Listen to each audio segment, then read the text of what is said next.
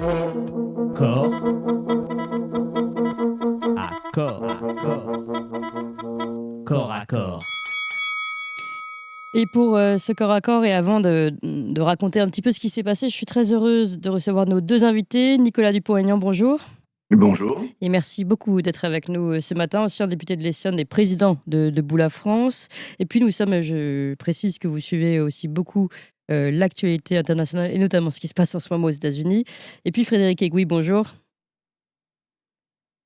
Alors, on va récupérer votre son, Frédéric Egouy, journaliste indépendant et aussi f- très au point de l'actualité internationale. Et en plus, vous avez le mérite de faire du terrain, d'aller sur place et de poser les questions. Alors, avant de vous donner la parole à tous les deux, d'avoir votre ressenti, si vous le permettez, je vais résumer un petit peu avec quelques extraits ce qui s'est passé hier.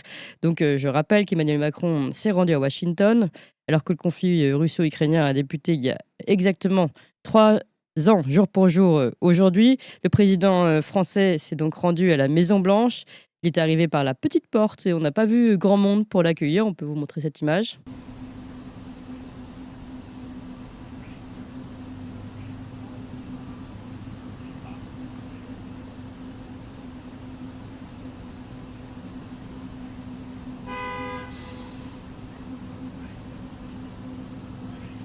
Voilà, sans doute un écho à l'accueil de J.D. Vance. Je vous rappelle, on l'avait commenté à Paris quand il est venu il y a quelques semaines.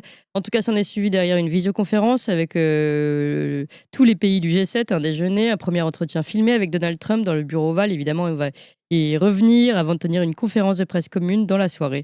On se rappelle qu'Emmanuel Macron avait quelques jours auparavant, la semaine dernière, un jeudi, lors d'une allocution sur les réseaux sociaux et notamment TikTok, il avait déclaré au sujet de Donald Trump, je vais lui dire, hein, il montrait les muscles, au fond, il tutoyait dans sa prise de parole, au fond, tu ne peux pas être faible, Donald, face au président Poutine. Ce n'est pas toi, ce n'est pas ta marque de fabrique, ce n'est pas ton intérêt. Bon, mais pourtant, devant Donald Trump, il était apparu beaucoup plus réservé, voire muet. On va voir un extrait où Donald Trump finalement parle à sa place. On écoute ça. En 2014, nos négociateurs ont négocié la paix avec le président Poutine. Mais du fait du manque de garanties, notamment de garanties de sécurité, le président Poutine a violé cet accord de paix. Et je me suis entretenu à plusieurs reprises avec lui au début 2022, parfois pendant 7 heures. Et 15 jours avant le lancement des attaques, il a tout nié. Mais nous n'avions aucune garantie de sécurité. C'est pour cela qu'il faut être fort et avoir des capacités dissuasives. C'est la seule manière de veiller à ce que les accords soient respectés. J'ai insisté sur ce point. Et c'est pour cela que je pense que les États-Unis ont la capacité de faire cela. Alors bon, c'était pas la bonne, mais c'est pas grave, comme ça on a entendu un petit extrait. Ça, c'était la conférence de presse. Moi, je voulais le moment où ils discutaient tous les deux, fauteuil à fauteuil, et Donald Trump impose un peu sa version des faits à Emmanuel Macron. On va regarder ça. Est-ce que vous appuyez l'envoi de troupes européennes ? Il pourrait y avoir des troupes européennes afin de garantir la paix et de veiller à ce que l'accord de paix soit bel et bien respecté. Pour moi, ça ne pose pas de problème. Je ne veux pas parler au nom de la France, mais je sais qu'il y a des chefs d'État européens qui en ont parlé. En tout cas, si on peut organiser des missions de maintien de la paix, ça serait une bonne chose plutôt que toutes ces morts inutiles. Alors, vous l'avez compris, il y a un journaliste qui pose la question, est-ce que vous pouvez appuyer l'envoi de troupes européennes ? Et Donald Trump qui répond, en face d'Emmanuel Macron qui ne dit rien. Il pourrait y avoir des troupes européennes pour que ça ne pose pas de problème. Les troupes européennes pourraient être là en soutien. Mais je ne veux pas parler à la place de la France, mais il le fait quand même. Et Emmanuel Macron qui ne dit pas grand-chose. Voilà, on voit donc les deux chefs d'État qui se sont entendus sur un impératif commun, agir pour une paix rapide et durable entre la Russie et l'Ukraine. On écoutera peut-être d'autres extraits après. Et au même moment, ce qui est intéressant, l'Union européenne, par l'intermédiaire d'Ursula von der Leyen, a annoncé une aide supplémentaire encore de 3,5 milliards de dollars à l'Ukraine. Et Justin Trudeau a également affirmé un renforcement du soutien militaire à l'Ukraine. On voit bien qu'il y a deux salles d'ambiance entre Washington et Bruxelles. Alors que, je le rappelle quand même, la fin de l'entretien, c'est quand même que Donald Trump a assuré que Volodymyr Zelensky se rendrait la semaine prochaine ou la suivante pour signer quoi ? Un accord de paix. Donc on voit où on en est aujourd'hui et qui œuvre vraiment pour une paix durable. Nicolas Dupont-Aignan, comment réagissez-vous? D'abord, il y a une bonne nouvelle, et puis il y en a une mauvaise. Il y a une bonne nouvelle pour la paix, et comme moi j'avais proposé la paix dès le 7 mars 2022, je suis content, et parce que c'est la fin de cette monstruosité et de cette absurdité. Il y a une mauvaise nouvelle, c'est que la France n'existe plus dans cette affaire, et que la servilité d'Emmanuel Macron à l'égard de Biden a déconsidéré notre pays, que Macron n'a même pas d'ailleurs le courage de ses opinions, puisque à Paris il joue les fiers et il alimente la guerre. Et puis là-bas, il a bien été obligé de prendre acte du fait que Trump lui a expliqué que il verrait Zelensky, oui, pour signer. Mais écoutez, ce qui est désastreux, c'est cet effacement de la France, qui d'ailleurs, en passant, dans l'idée de Trump, va être vraiment le dindon de la farce, pour pas employer un mot plus vulgaire, puisqu'en fait, on va avoir l'Ukraine dans l'Union européenne, hein, même Moscou a dit oui, et puis on va mettre des troupes qui vont nous coûter cher, qui vont nous exposer sur un accord de paix qui n'a pas été signé par nous. Oui. Donc on est vraiment les dindons de la farce. Mm. Mais moi je vais vous dire, il faut voir plus loin. Macron va passer. Et donc ce qu'il faut, c'est saisir cette paix, parce qu'elle est essentielle, et contrairement à tout la logorée de Macron, qui a encore menti devant Trump, d'ailleurs Trump rigolait, avait un petit sourire moqueur, quand Macron a dit que les Russes n'avaient pas respecté les accords de Minsk. Alors on peut tout dire, mais c'est les Européens qui n'ont pas respecté les accords de Minsk, c'est les Américains, c'est l'Ukraine. Et d'ailleurs, même Hollande et Merkel l'ont avoué, donc c'est pas moi qui le dis. Donc, en fait, ce qui est insupportable, c'est que la parole de la France soit à ce point galvaudée, mensongère, incohérente. C'est tragique pour le pays. Vous voyez, on pourrait se réjouir en disant il a été ridiculisé. Moi, je me réjouirais jamais qu'un président de la République française soit à ce point décrédibilisé. Donc, on a encore quelques mois à tirer, si je puis dire. En attendant, tant mieux pour la paix. Mais ce qui est terrible, c'est que les dividendes de la paix, on a des gens tellement stupides chez nous et à Bruxelles que c'est les Américains qui vont les tirer. Ils s'emparent de toutes les terres rares, ils vont se rembourser sur la bête, si je puis dire, et c'est horrible. Et puis, ils vont reprendre leurs relations économiques. Poutine a annoncé que l'aluminium allait à nouveau être exporté vers les États-Unis. Et puis nous, on a des canards sans tête qui répètent la logorée de l'État profond américain de Biden et qui continuent à nuire au continent européen. C'est insupportable. Voilà. Maintenant, vous connaissez tout ça. Qu'est-ce qui compte pour moi? C'est l'avenir. Comment on reconstruit une politique étrangère digne, indépendante? Mais ça, c'est pas maintenant. Ça va dépendre des élections et vu, on en parlera peut-être, vu la couardise des oppositions en ce moment, on peut que s'interroger. On va y revenir évidemment. Puisque vous parliez du petit sourire de Donald Trump pendant qu'Emmanuel Macron parlait des accords de Minsk violés par Vladimir Poutine, on peut rajouter cette anecdote où Donald Trump parle de la fois où il est venu à Paris dîner avec leurs deux magnifiques femmes à la Tour Eiffel, et il dit voilà, on a discuté, Emmanuel Macron me parle de son accord de Paris en anglais, sans traducteur. Il parle, je dis oui, je dis oui, je dis oui. Et le lendemain, qu'est-ce que je vois dans les médias? Des propos complètement différents. Et je me dis, c'est pas du tout ce que m'a dit Emmanuel Macron. Et ça montre quand même, je ne sais pas, alors Emmanuel Macron rigole à cette anecdote, ça montre quand même qu'on a quelqu'un qui ne dit pas tout à fait, ou qui ne fait pas tout à fait ce qu'il dit, ou qui ne dit pas ce qu'il fait. Je ne sais pas comment on peut le prendre. Très mal. Enfin, Oui. en tout cas, cette séance était surréaliste. Mais vous savez, le problème de fond de notre pays, si on y réfléchit avec un peu de recul, c'est que toutes les personnes sensées ont bien vu le ridicule de la scène et l'humiliation pour la France. Mais j'écoutais par hasard, je suis tombé sur une chaîne que je regarde peu, qui s'appelle BFM, et je voyais deux journalistes qui étaient en train de nous expliquer que Trump avait vraiment remercié Macron pour son appui absolument fantastique. Donc, si vous voulez, moi je me mets à la place des Français qui regardent cela et qui n'ont pas obligatoirement la connaissance, l'intérêt, et qui zappent sur une chaîne. Ils entendent de telles absurdités que finalement, qu'est-ce qui va rester pour les gens comme ça avec la télévision propagande de la France? Macron qui va serrer la main de Trump et qui est le meilleur copain. Bon, dans un sens, ça change puisqu'il l'a insulté pendant des années. Oui. Mais tout ça est terrible, terrible pour le pays. Vous imaginez ce qu'il va falloir reconstruire? Parce qu'une crédibilité d'un pays, ça vient pas comme ça. Et, moi, je me souviens, j'avais connu, je veux pas être trop long, mais j'avais connu le conseiller quand j'étais tout jeune du général de Gaulle, Monsieur Maillard, qui m'avait expliqué, et qui était génial, il était très âgé à l'époque, et il m'avait expliqué une politique étrangère et une politique de défense, c'est le fruit d'une pensée stratégique, d'une pensée du monde. Quand on a une pensée sur le monde, on peut avoir une politique étrangère cohérente. Et ensuite, on a une politique de défense qui l'appuie. Mais quand on n'a pas de pensée du monde, quand on est dans la com, dans l'instant, dans la soupe du zapping et de l'immédiateté, eh bien, il n'y a pas de pensée française. Et ce qui est terrible aujourd'hui dans le monde, c'est que les chefs d'État, ils ne sont pas comme les journalistes de BFM, hein. Les chefs d'État que Macron côtoie ne sont pas idiots. Et ils voient bien que la France est vide, creuse, Ouais. comme un tambour. Fait beaucoup de bruit, mais c'est creux. Donc il va falloir tout reconstruire. C'est ça l'enjeu. Et il faut qu'on comprenne ce qu'a compris Trump quand même. On l'a pris pour un débile. Les chaînes françaises le caricaturent, mais il a compris la chose que je répète depuis 3 ans dans le désert.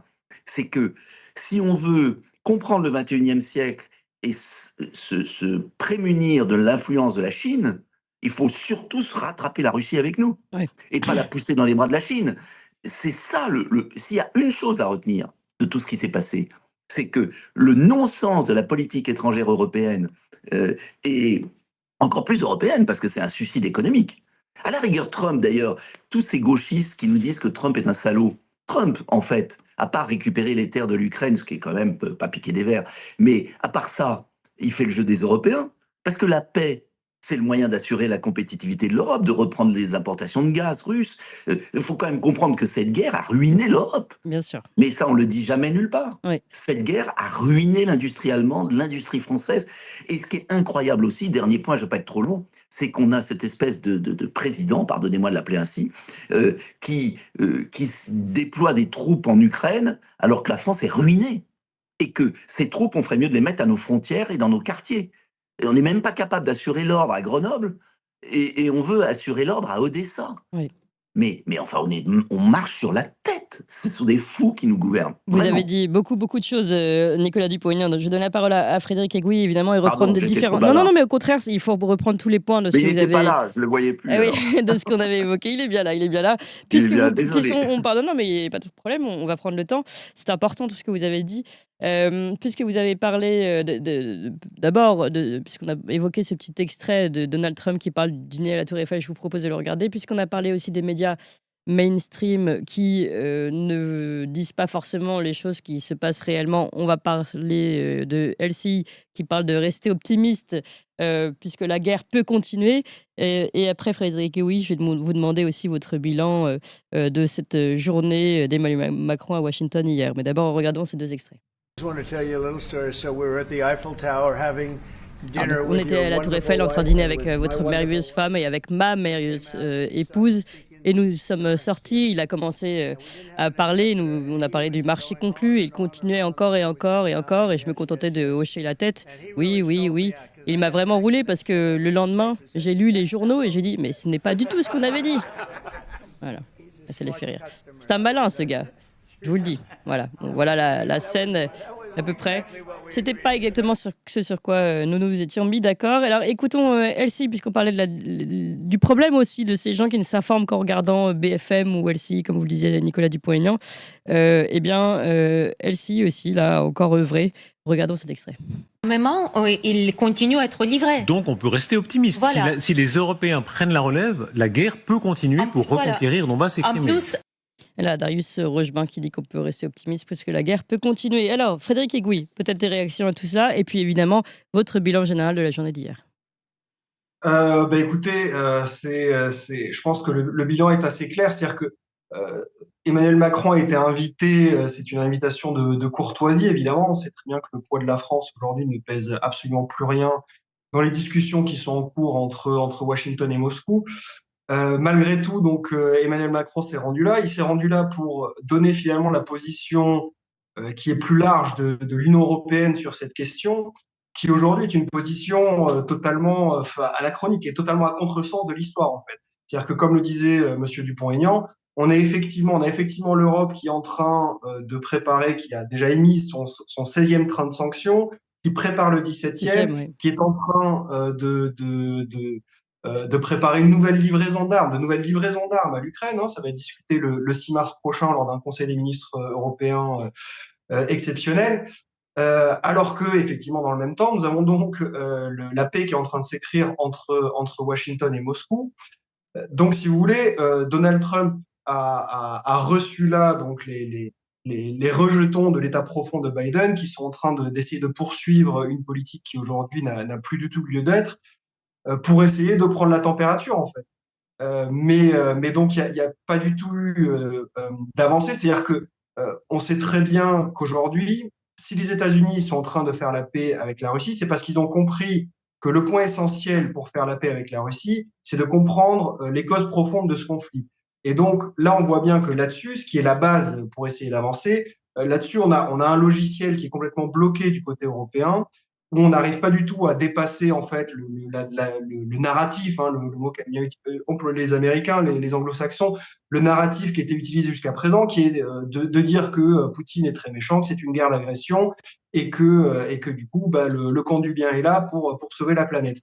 Et on a donc en fait une situation qui est vraiment absurde du côté européen, où on a un Emmanuel Macron qui, face à Donald Trump, aujourd'hui, vous avez l'administration américaine qui reconnaît que ce n'est pas une guerre non provoquée. Ce qui est un des points essentiels, si vous voulez, de poser les bases de la négociation qui arrive. Et on a un Emmanuel Macron qui donc est venu là pour dire oui, moi je suis là pour faire la paix aussi, mais qui maintient toujours ce discours-là. Monsieur Dupont-Aignan l'a dit, vous l'avez dit aussi, que ce soit sur les accords de Minsk, que ce soit sur tout le reste. Enfin, lui, c'est encore pire, parce qu'il dit que la guerre a commencé effectivement en 2014, mais quand il dit en 2014, il ne mentionne pas Maïdan, en fait. Il mentionne le référendum qui s'est tenu en Crimée, et lui donc parle effectivement d'annexion de la Crimée, mais pourquoi il y a eu un référendum en Crimée? Et ça, on l'évoque jamais, on n'en parle jamais. Donc, on n'arrive pas encore à poser ce point essentiel. Et ça, c'est ce que venait jauger un peu Donald Trump, si vous voulez, où lui veut faire la paix, il sait ce qu'il faut pour faire la paix, ils sont en train de le faire. C'est-à-dire prendre en considération que le conflit, les causes profondes de ce conflit sont différentes de celles qu'on avait vendues jusqu'à présent. C'est aussi pour ça, je fais un petit aparté, mais c'est aussi pour ça qu'il est en train de démanteler l'USAID. L'USAID, c'est bien la reconnaissance de la part de Washington qu'il y a autre chose qui s'est joué dans toutes ces questions-là. Et donc là, on peut vraiment avancer, et c'est ce que veulent les Russes profondément. Les Russes, pour faire la paix, ils veulent une paix durable. Personne ne veut d'un cessez-le-feu qui sera rapidement mis de côté, justement comme ont pu le faire les Européens avec les accords de Minsk. Les Russes ont bien compris ça, ils veulent le contraire de ce qui a été fait là, ils veulent une paix durable. Pour avoir une paix durable, il faut que tout le monde comprenne les enjeux majeurs. Et donc là, on a bien vu que Emmanuel Macron est encore bloqué dans un logiciel complètement périmé, ce qui est absurde pour la France, pour l'Europe, parce que plus personne au monde n'y croit. C'est-à-dire qu'à partir du moment où cette version n'est même plus vendue par les États-Unis, qui en était le premier promoteur, en fait, ça ne rime plus à rien. Et alors, je finis juste là-dessus. En plus, la stratégie aujourd'hui des Européens est parfaitement absurde. C'est-à-dire que ce qu'ils sont en train de faire, c'est concrètement de continuer à faire ce qu'ils ont fait pendant 3 ans avec le résultat qu'on connaît. Oui. C'est-à-dire qu'on voit très bien qu'ils ont tout perdu sur cette question. Économiquement, les sanctions nous ont coûté beaucoup plus à nous qu'à la Russie. La vente d'armes, ça n'a pas du tout fait avancer le camp ukrainien sur le terrain. Donc aujourd'hui, on continue à faire ça, mais sans le soutien de Washington. Donc je ne sais pas quel résultat ils espèrent. Quand ils disent qu'on veut faire la paix par la force, je ne sais pas à quoi ils s'attendent en fait. Oui. C'est totalement ridicule. Tout le monde le voit bien. Donc si vous voulez, on n'a eu aucune avancée d'Emmanuel Macron à Washington. Donald Trump il l'a reçu parce qu'il doit le recevoir, parce que malgré tout, la guerre se passe sur notre continent. Donc il va bien falloir prendre en compte ce que disent les Européens, mais on voit bien que et Russes et Américains font tout pour ne pas prendre en compte. Oui. Donc Donald Trump nous a reçus, mais ne va pas du tout écouter ce qu'a dit Macron. Ils vont continuer à avancer avec les Russes pour faire une paix, pour faire une vraie paix durable. Mais surtout que vous l'avez souligné, et j'aimerais bien avoir également l'avis de Nicolas Dupont-Aignan sur le sujet. C'est-à-dire qu'on a quand même ici un Emmanuel Macron qui est en train de faire le grand écart, en fait, une figure d'acrobatie rarement éprouvée dans la même journée au même endroit. puisque d'un côté, évidemment, il est plus européen que plus européiste que les Européens bruxellois, et soutient Ursula von der Leyen quand elle annonce donc le nouveau paquet de sanctions. D'ailleurs, je vous propose d'écouter un extrait. On annonce ce 17e paquet de sanctions qui arrive. You have to be really strong against the aggressor. On a besoin d'être très fort face à l'agresseur et parvenir à la paix par la force. L'Union européenne est derrière l'Ukraine. Nous avons promis de le faire et nous le faisons. Nous avons donc adopté aujourd'hui des décisions importantes. Nous avons adopté le 16e train de sanctions. Cela comprend plusieurs éléments. Et nous continuons à travailler sur le 17e paquet. Là, on s'arrête là. Donc, vous voyez, donc là, ça, c'est une des positions, un des pieds, on va dire, d'Emmanuel Macron. Et le même jour, au même temps, il affirme en effet qu'il est pour la paix. Et surtout, on voit évidemment Donald Trump qui lui dit que Zelensky viendra cette semaine ou la prochaine pour signer un accord. Et Emmanuel Macron qui hoche de la tête. On va écouter Donald Trump qui annonce cette signature d'accord.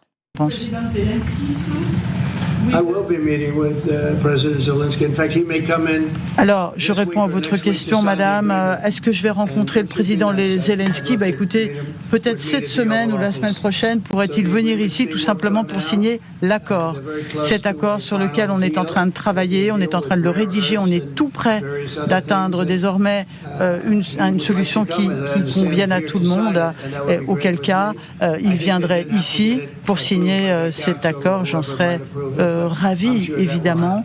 Donc, à ce moment-là, il viendrait bien évidemment. Voilà, donc on comprend, et Macron hoche la tête que la signature va se faire. Donc, quelle drôle de position finalement tient ici Emmanuel Macron, a tenu ici Emmanuel Macron à Washington. Comment vous réagissez à ça aussi, Nicolas Dupont-Aignan ? Bon, écoutez, vous l'avez vu, aucune crédibilité.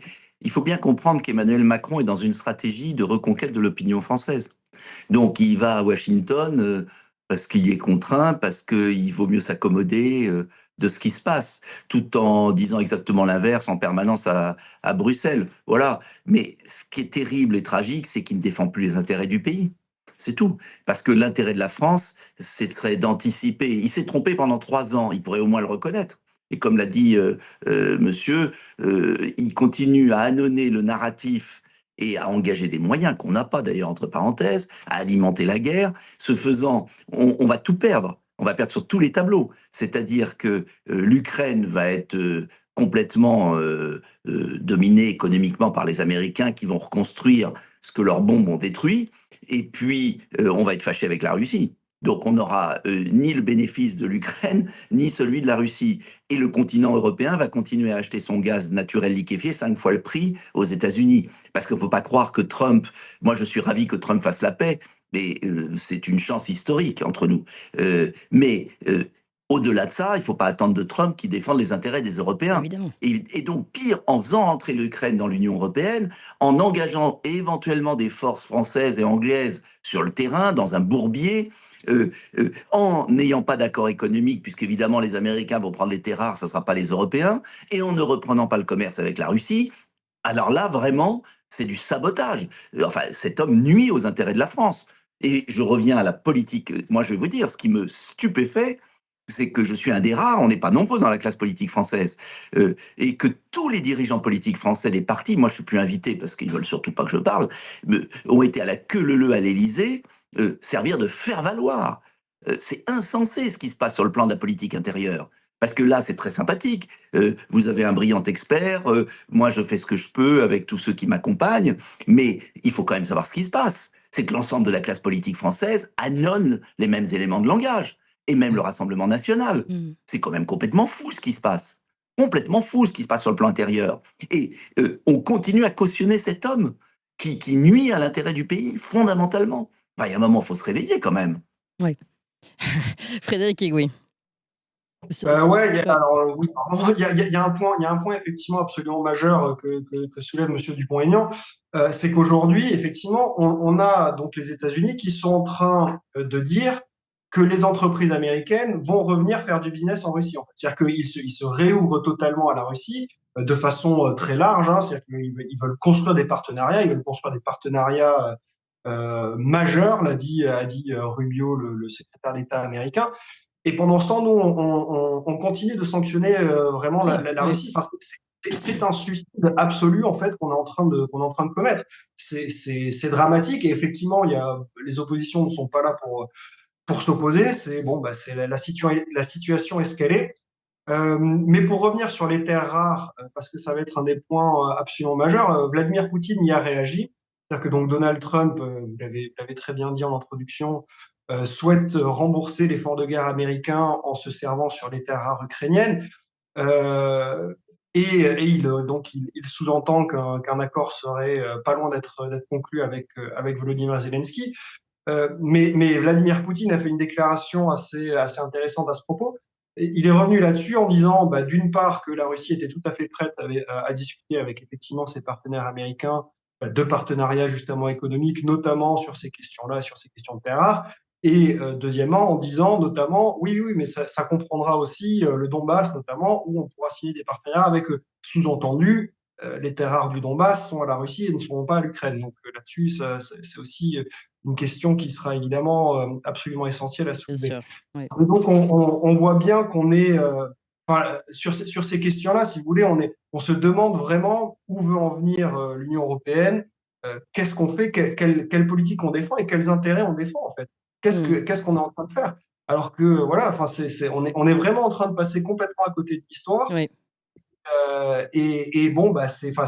C'est dramatique parce qu'effectivement il y a pas d'opposition politique là-dessus. Regardez en Allemagne, aujourd'hui vous avez un chancelier qui a été élu, qui finalement va poursuivre la même politique. Il va rentrer, il l'a déjà dit, il va faire à peu près la même chose. Il souhaite à peu près la même chose sur la défense européenne. Il souhaite la même chose qu'Emmanuel Macron, c'est-à-dire qu'on va aller vers plus de fédéralisation. En tout cas, c'est l'objectif. Donc, on poursuit. Là, c'est une fuite en avant en fait qui s'arrête jamais et on va droit dans le mur, quoi. Oui. Alors, ma dernière question, ce sera pour vous, Nicolas Dupont-Aignan, puisque pour réagir à ce que dit Frédéric Aiguille, on est en train de passer à côté de l'histoire. J'aurais une question purement politique. Vous l'avez dit, pour le moment, absence d'opposition. Même le RN, dites-vous, ne répond pas ici à ce questionnement. Finalement, comment faire là aujourd'hui pour que la France reprenne sa place ? Écoutez, il va falloir à un moment que le peuple français réagisse et que les personnalités politiques prennent leurs responsabilités. Moi, je les prendrai, je fais un grand meeting le 8 mars et je vais dire ce que je pense, parce qu'on ne peut pas continuer comme ça. Mais ce qui est effrayant, pourquoi le Rassemblement national a changé d'avis et a eu honte de sa position et a changé d'avis? Parce qu'il a été influencé par tous les médias.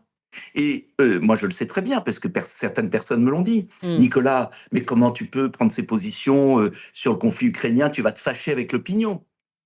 Alors oui, transitoirement, puisque j'ai pas adhéré à la doxa, je me suis transitoirement, sans doute, il y a des gens qui m'ont suspecté d'être un grand agent russe, que j'étais un espion de Poutine. Mais j'en ai rien à faire. Moi, j'essaye de faire de la politique en pensant une situation et en partant des réalités.